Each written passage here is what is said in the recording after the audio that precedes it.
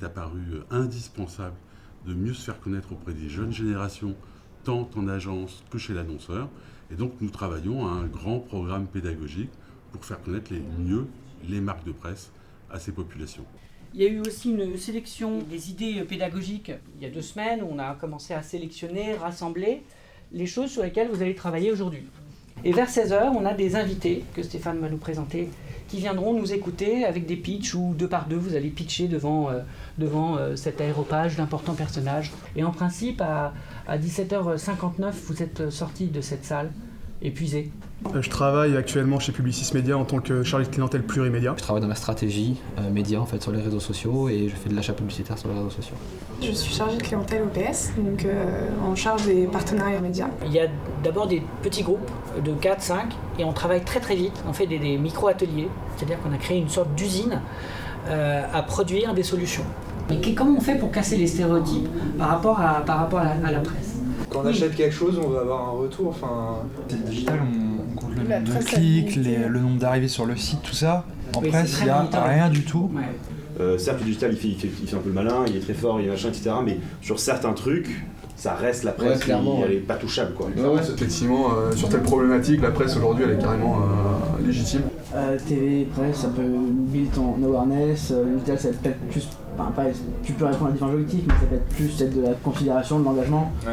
Donc, après, la presse, c'est bien, c'est ce que tu disais au début sur ta petite courbe qui est disparue, c'est que ça permet facilement de faire de la répétition en fait. Moi, par exemple, vu que je travaille que sur le digital, même si j'ai une collègue qui est juste derrière moi sur la presse, je suis pas hyper sensibilisé à comment elle achète, etc. Peut-être sensibiliser les autres médias à... Mais les clients aussi. De quoi ? Oui, les clients, les gens en agence... On fait venir, je sais pas moi, 6 personnes, mais de types de presse très différents.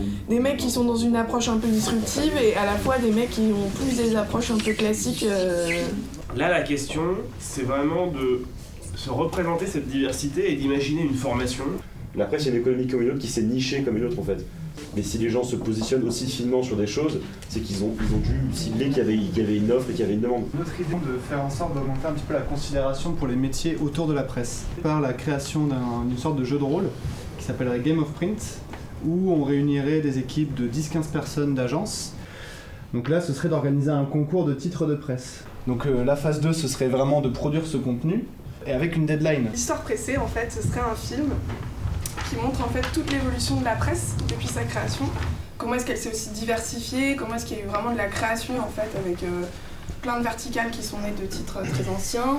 Et montrer qu'elle avait déjà survécu à la radio, qu'elle avait déjà survécu à la télé et que le digital en soi n'était pas forcément au final un ennemi, mais quelque chose de complémentaire et comment ils pouvaient effectivement s'alimenter entre eux. C'est juste arriver à dire, nous on est la presse c'est un média qui pèse, qui est là depuis toujours et on va vous raconter cette histoire. Comment ouvrir la porte d'une rédaction à 300 personnes ? On a pensé à un live périscope.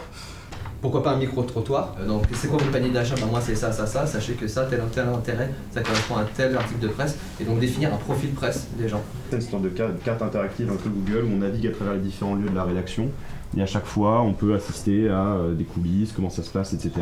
On a pensé à un module qui s'appellerait Just Write It, où dans l'esprit, on essaierait de répondre à quelles sont les clés pour rédiger un article de presse. Alors je sais pas, on pourrait voir Yves Tréhard, Laurent Geoffrin et Louis Pénel, ce genre de personnes-là qui ont une aura, une très forte personnalité, et leur demander vraiment de rentrer un peu dans l'intimité de leur écriture. Autre idée, donc du coup là c'est le hashtag paye ta couve. Poster une vidéo un peu amusante d'un titre ou d'une couverture un peu improbable. Et donc le principe ce serait que le post le plus relayé soit ensuite mis en valeur sur une newsletter. Et en fait ce serait d'imposer un challenge, on va dire, aux acheteurs médias et de leur imposer en fait un brief traditionnel qui serait vous d'avoir dans le GRP, toucher telle cible, etc. en leur disant en revanche vous n'avez pas le droit d'utiliser de la presse nationale, c'est-à-dire de faire toutes vos stratégies et arriver au même résultat en utilisant uniquement des titres de niche ou par exemple vous ne devez utiliser que des titres qui ne dépassent pas 40 000 exemplaires. les gars.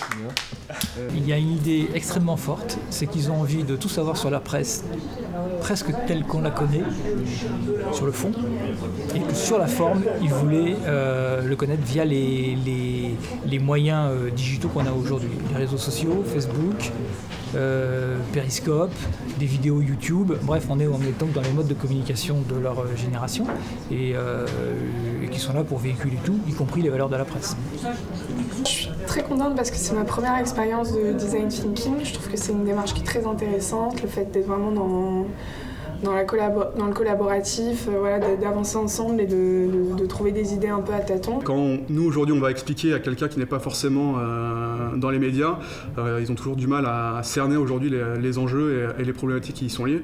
Donc créer une communauté de personnes pour lesquelles c'est le quotidien de travailler sur ce genre de problématiques, c'est toujours enrichissant de pouvoir comparer les points de vue, les campagnes qu'on a mis en place et puis leur manière de travailler ou d'aborder les différents sujets.